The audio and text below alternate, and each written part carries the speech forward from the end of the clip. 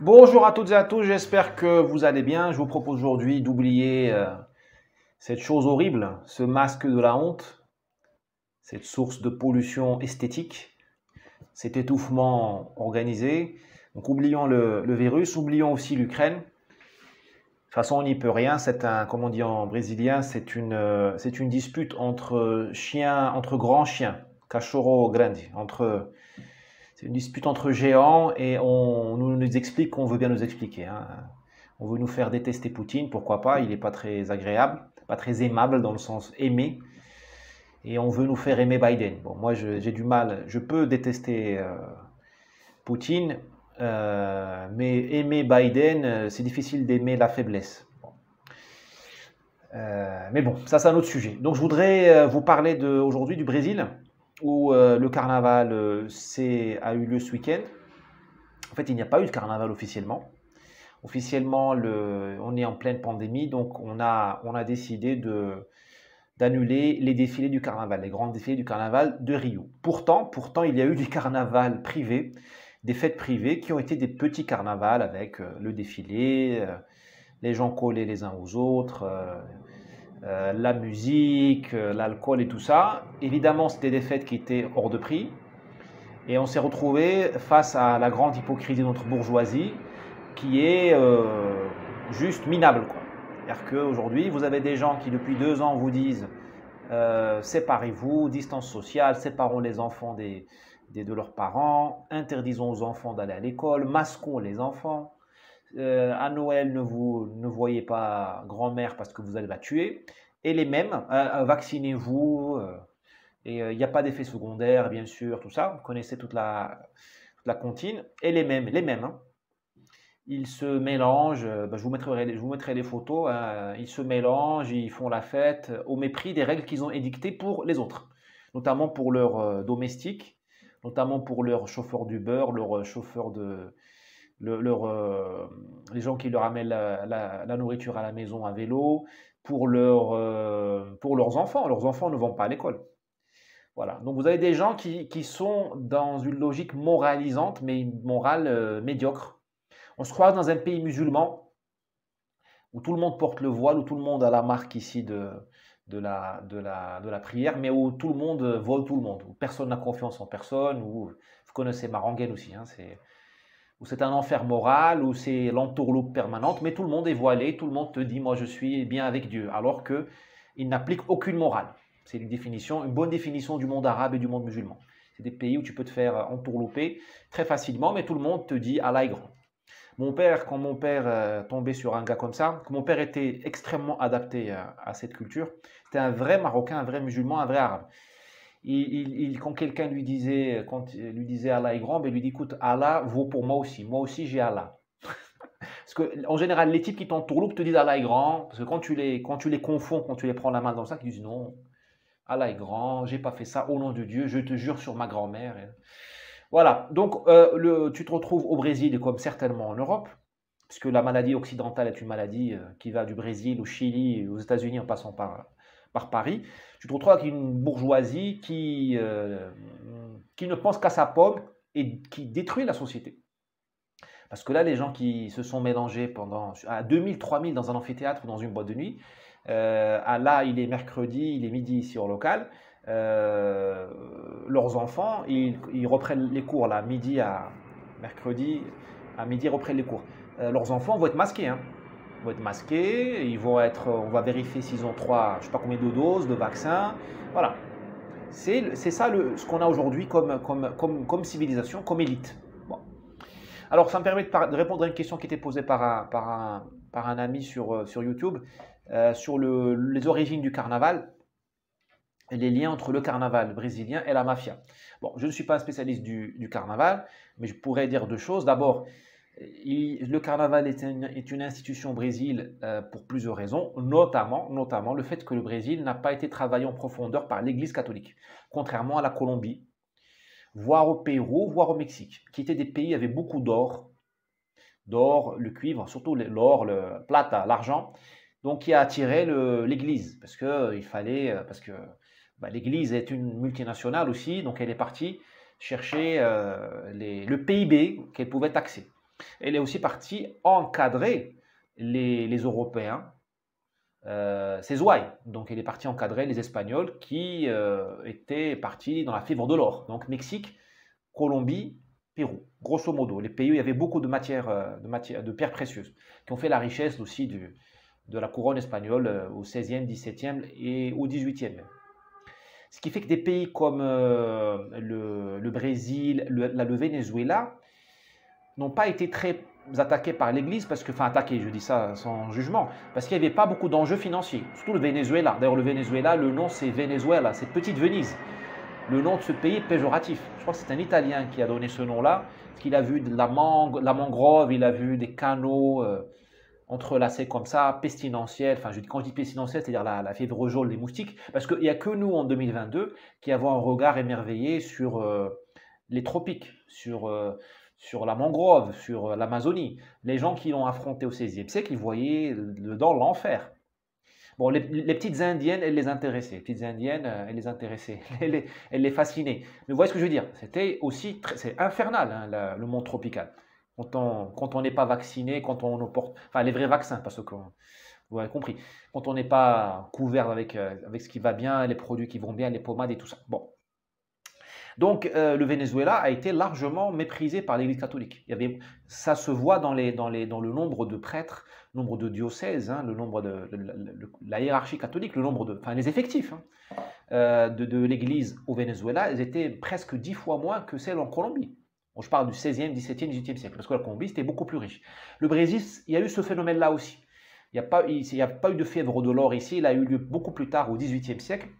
Et puis ici, vous avez eu les Portugais qui, me semble-t-il, avaient bloqué pas mal l'entrisme de l'Église. Donc ils n'ont pas laissé l'Église prendre à bras le corps la société. Puis ici, c'est un archipel.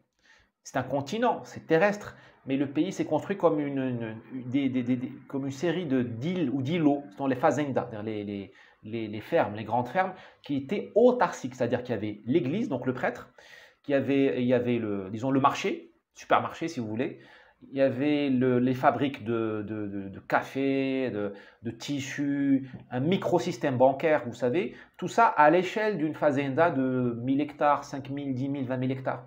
Un microsystème politique avec une répression, une force de police, une milice du patron de la fazenda, une force de travail esclave qui était bloquée là, parce qu'elle appartenait à quelqu'un. Un village on le voit encore dans les fazendas qui m'arrive de visiter encore, il y a des petits villages dans la fazenda. Donc il y a 5, 10, 15 familles qui travaillent pour un fazendero, pour un propriétaire agricole, et qui passent une vie là-dedans. Donc ils sont isolés. C'est une culture donc cet isolement-là, me semble-t-il, n'a pas permis à l'Église de rentrer, parce qu'elle a besoin d'une prise en main de la société. Or, elle était bloquée à chaque fois par l'autorité. Enfin, elle était autorisée par le bon vouloir ou pas du fazendero, du latifundiaire. D'ailleurs, ici, il y a eu des grosses disputes avec les jésuites qui ont voulu prendre en main les Indiens et qui, pour ça, avaient besoin de monter leur propre ferme. Ils faisaient des fermes, on appelait ça les missions. Ils ramenaient les Indiens et ils les encadraient dans des villages modèles, on dirait. Ça rappelle les villes nouvelles qu'on a fait en France, après les années 50-60. Et donc, les Indiens étaient encadrés, même pour le moment de l'accouplement. Il y avait on sonnait les cloches pour dire maintenant tu peux Alors, je crois que l'accouplement c'était entre midi et 14h. Je suis sérieux. Bon, il ne faut pas critiquer ça avec notre regard d'aujourd'hui. Il faut voir ce que c'est que. Sauf que les fazenderos, les Portugais, tout ça, ils n'aimaient pas ces villages-là de mission parce qu'eux, ils voulaient chasser les Indiens d'abord pour leur prendre leurs terres et surtout pour en faire des esclaves.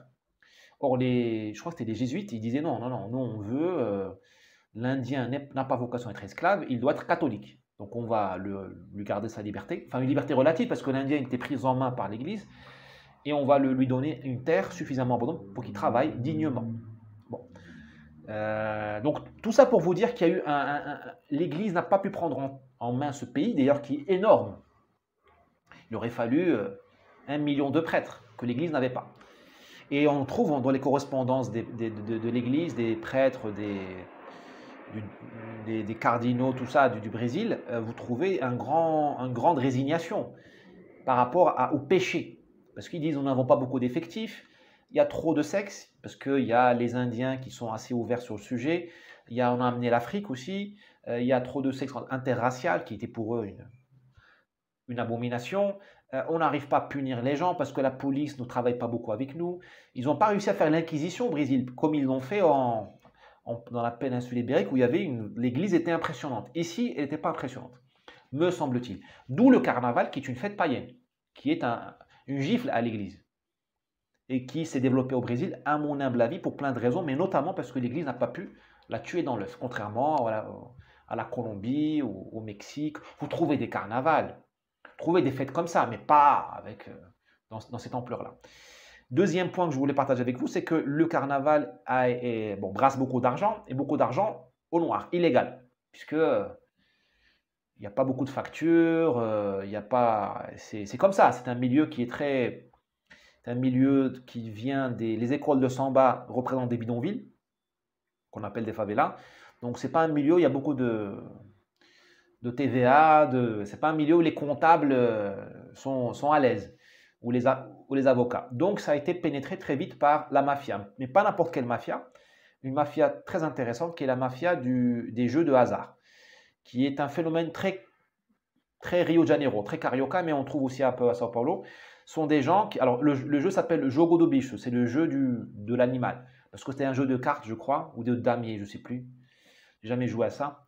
C'est assez déprimant les jeux, je trouve. C'est extrêmement déprimant, cette histoire de casino.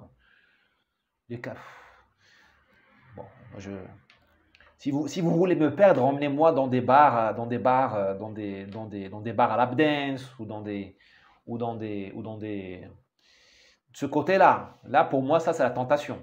Mais par contre, en casino, si vous voulez, je dis ça aux services secrets divers et variés qui un jour voudront me perdre. Ne m'emmenez pas ne m'emmenez pas à Las Vegas. Ne m'emmenez pas à Las Vegas. Bon. Parenthèse fermée. Donc, le Jogo do Bicho, ce sont du damier, je crois, avec à l'effigie d'animaux. Parce que le type qui a conçu ça, à la fin du 19e siècle à Rio, il vivait devant le zoo de Rio, le parc zoologique de Rio. Donc, il s'est inspiré du lion, de je ne sais pas quoi, de la panthère. Ça a été interdit par les autorités dans les années 40-50, mais comme ça a pris, il y a beaucoup d'argent illégal. Et l'argent illégal a besoin d'être lavé. C'est le fameux problème, le dilemme de tous les trafiquants, tous les contrebandiers, c'est qu'il faut légaliser l'argent, le mettre à la banque. Et donc, dès les années 70, ils ont commencé à infiltrer les écoles de samba les plus de seconde zone, notamment dans une ville qui s'appelle Nilopolis. Nilo, c'est la ville sur les bords du Nil, Nilopolis. C'est un petit patelin à côté de Rio qui est maintenant devenu une méga favela énorme, Nilopolis. Mais à l'époque, c'était qu'on appelait le suburbio, donc une ville dans l'orbite de Rio, mais certainement elle était une étape dans le train qui montait la Sierra, je ne sais pas, à voir. Et ça a commencé là avec un type qui s'appelait Abraão David, qui était un grand mafieux. Alors cette mafia-là, elle n'est pas très violente parce que c'est une mafia du jeu, un jeu très populaire. C'est pas Don Corleone, mais quand même. Hein. Et donc il a pris en charge cette école, il l'a financée, et tous ses petits copains, ils ont commencé à prendre les écoles de seconde zone qui avaient du mal à se payer le carnaval parce qu'il faut faire des grands chars. Il faut payer la musique, il faut payer l'entraînement, il faut la bouffe de tout le monde, il faut payer les coiffeurs, les maquilleurs, tout ça, ça coûte cher. Donc ils ont commencé à prendre en charge une dizaine d'écoles qu'on appelle les dissidentes parce que ce sont des écoles qui n'étaient jamais dans la Champions League, si vous voulez, de la samba, du carnaval.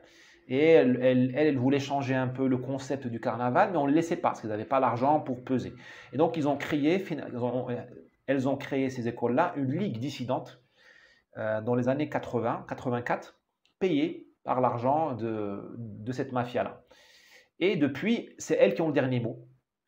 Parce qu'elles gagnent la samba, enfin le carnaval, dans le Sambodromo, qui est le stade du carnaval à Rio, qui est une espèce d'avenue fermée de 2 km.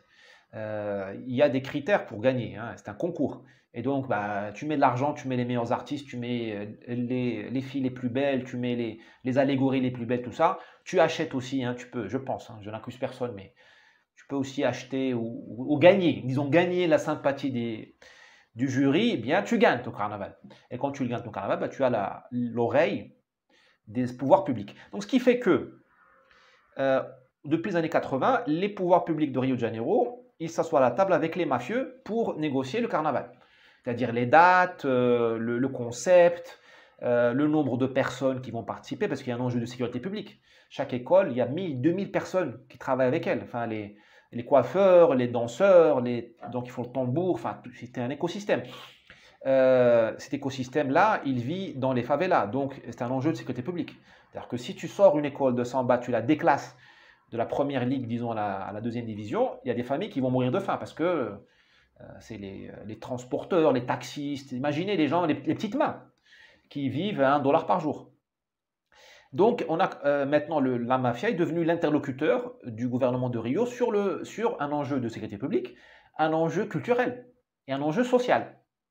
Parce que à Rio, le carnaval, c'est la culture. C'est la seule culture, c'est la seule culture qui reste à Rio, parce que avec la décadence de la culture carioca, qui fait partie de la décadence de la culture occidentale, il n'y a plus de musique. C'est fini, Tom Jobim, Gilberto Gil, The Girl of Ipanema, tout ça, qu'on appelle le MPB, la samba du Brésil, tout ça, la bossa nova, c'est terminé. Maintenant, à Rio, la musique qui roule, qui marche, c'est une espèce de rap. On ne rentre pas dans les détails. C'est une espèce de rap pornographique. Bon, ça ne s'exporte pas facilement. Donc, la seule manifestation culturelle qui reste encore à Rio, c'est ça. Il n'y a plus d'architecture. C'est-à-dire que les grands architectes carioca ou brésiliens, il n'y a pas eu que Niemeyer, mais il y a eu d'ailleurs beaucoup de femmes d'origine italienne, juive, d'Europe de l'Est, qui sont naturalisées brésiliennes et qui ont travaillé à Rio. Tout ça, c'est fini. Il n'y a plus. Il y a maintenant juste que le carnaval. Ce carnaval-là, il brasse dans les 1 milliard de dollars par an. Donc, les pouvoirs publics, ils sont coincés. Ils sont obligés de discuter avec la mafia pour gérer ce carnaval-là. Sinon, vous aurez une grève des écoles, vous aurez un carnaval qui n'est pas joli, donc il n'y aura pas de touristes. Vous pouvez même avoir des troubles sociaux, je vous dis, parce que le dernier mot maintenant, il est chez les patrons de la mafia. Alors, chaque mafia à son école. Alors, il y a des écoles qui ne sont pas dans l'orbite des mafias, mais c'est comme si je vous disais dans le championnat de foot français, PSG, Olympique de Marseille, Lyon sont avec des oligarques russes. Allez, et le reste du foot français est financé par ses supporters ou je ne sais pas par qui. Bien, si les oligarques contrôlent PSG, Marseille et Lyon, ça y est, ça n'a pas besoin de contrôler toutes les équipes du foot. C'est toi qui donne le là. C'est toi qui décide de la marche vous comprendrez mon allusion avec les oligarques et le Qatar et autres. Le foot, à mon avis, étant aussi pourri, à mon humble avis, j'ai pas de preuve, que le samba, que le carnaval brésilien. Mais bon, passons. Donc voilà ce qui se passe aujourd'hui. Vous avez aujourd'hui une banalisation de cette mafia-là, qui est devenue une mafia bien aimée, parce qu'elle donne de l'argent aux gens, et puis elle a un soft power, elle fait la culture. C'est comme la mafia américaine, enfin les gangs américains de Harlem, de South Central à Los Angeles, ou les gangs français de Seine-Saint-Denis ou du nord de Marseille, ils ont un soft power qui est le rap. C'est-à-dire que le style de vie du rap, la contravention dans le sens de contredire la loi, est devenu licite ou même désirable, puisque ça passe sur MTV, ça passe sur je ne sais quelle chaîne musicale française, et ces mecs sont les porte-voix des gangsters sont invités à la télévision française dans les programmes du service public. Je ne citerai pas de nom. Donc voilà, voilà ce que je pouvais vous dire sur ce qui se passe aujourd'hui dans le carnaval. Et vous avez dans toute l'Amérique latine une diffusion de l'argent sale dans les activités culturelles, d'entertainment comme on dit, touristiques. On me disait aujourd'hui que dans un patelin du Brésil, près de Fortaleza, alors j'arrive pas à prononcer ce mot, je dois avoir un problème neurologique, c'est Jericoacoara. Bon, c'est très joli, c'est un spot de surf comme on dit, ce sont des dunes avec de l'eau douce, c'est superbe. Et on y accède juste par des routes, enfin c'est une réserve naturelle, donc on y accède par des routes non asphaltées, on ne peut pas goudronner ces routes-là. C'est un endroit que j'ai visité en 2010, et depuis quelques années, il est sous le contrôle de la mafia de Sao Paulo, me dit-on.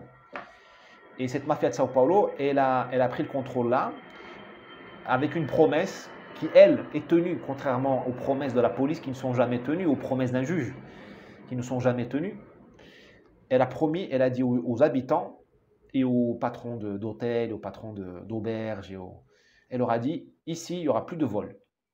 Et c'est vrai qu'il n'y a aucun vol. Tu laisses ta Rolex, moi j'ai pas de Rolex, mais bon, je pense notamment à notre cher ministre de la Justice, Siran, il peut être sûr que sa Rolex ne sera pas volée. Je ne sais pas si vous m'entendez bien.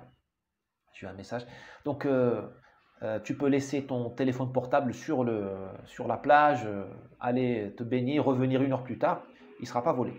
J'ai une copine qui a perdu son sac dans un restaurant. Elle l'a déclaré volé, mentalement elle a dit c'est fini, je ne le reverrai plus. Le lendemain, elle revient au restaurant, le restaurateur lui dit écoutez madame, je même pas, même si je voulais le voler, c'est pas un voleur, mais même si je voulais le voler, je ne peux pas, parce que je sais que la mafia va me couper la tête.